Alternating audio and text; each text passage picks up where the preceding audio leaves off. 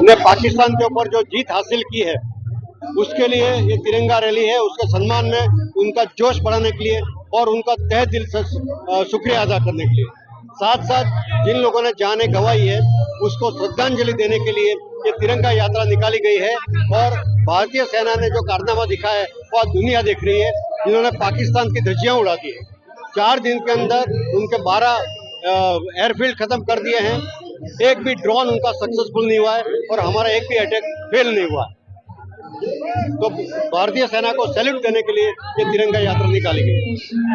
સિંદૂરના માધ્યમથી આપણી સેનાએ આર્મી, નેવી અને એરફોર્સ ત્રણેય જે પરાક્રમ બતાવ્યું છે અને જે પાકિસ્તાનની આજે સ્થિતિ છે એની માટે ઓપરેશન સિંદૂર અંતર્ગત સમગ્ર દેશ આજે રસ્તા પર ઉતર્યો છે।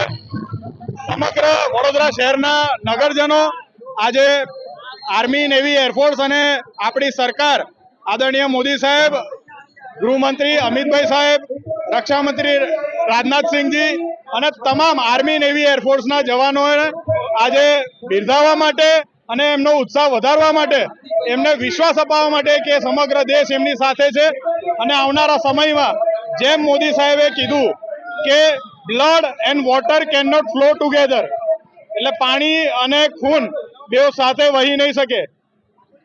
Talk and trade can not go together, talk and terrorism can not go together, એટલે ટેરરિઝમ અને વાર્તા એ સંભવ નથી। અને આવનારા સમયમાં વાત થશે પાકિસ્તાન સાથે તો ફક્ત ને ફક્ત પીઓકે અને ટેરરિઝમને નાબૂદ કરવા માટે થશે।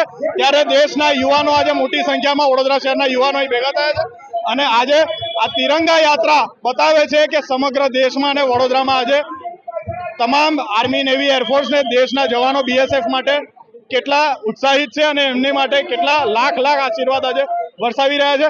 અને આજે આપણી માટે એક મહત્વનો દિવસ એ પણ છે કે બીએસએફ નો જવાન જેને પાકિસ્તાનમાં અરેસ્ટ કરવામાં આવ્યો હતો, એ બોર્ડર ક્રોસ કરી ગયો હતો 23 તારીખે, એને આજે પાકિસ્તાને છોડવો પડ્યો છે।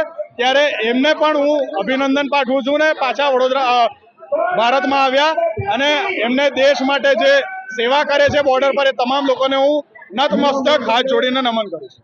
આતંકવાદી હુમલા બાદ સમગ્ર વિશ્વની નજર હતી કે ચોક્કસ ભારત દેશ આતંકવાદીઓને જડબાતોડ જવાબ આપશે। આદરણીય વડાપ્રધાન નરેન્દ્રભાઈ મોદીજી દ્વારા જ્યારથી તેમનો પદભાર સંભાળવામાં આવ્યો છે ત્યારથી આતંકવાદીની એક પણ હિલચાલ હોય એની સામે એને હંમેશા જડબાતોડ જવાબ મળ્યો છે। ત્યારે આજે વડોદરા શહેરમાં ભારતીય જનતા પાર્ટી દ્વારા તિરંગા યાત્રાનું આયોજન કરવામાં આવ્યું છે।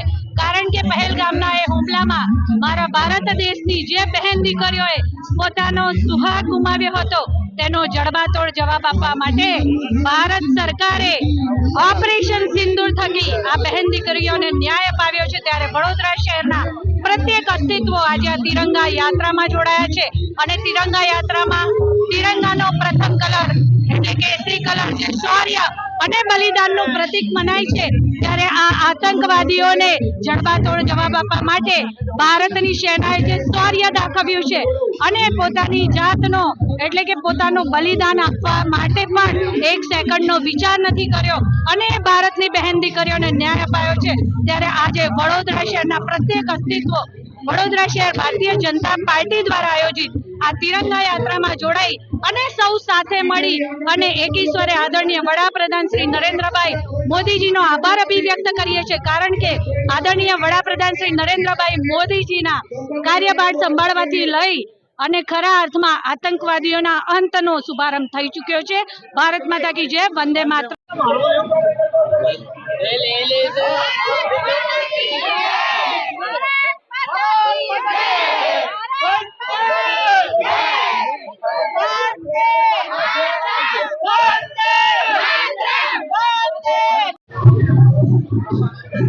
मिलेगा साहब अभी जाएगा ये दे वेलो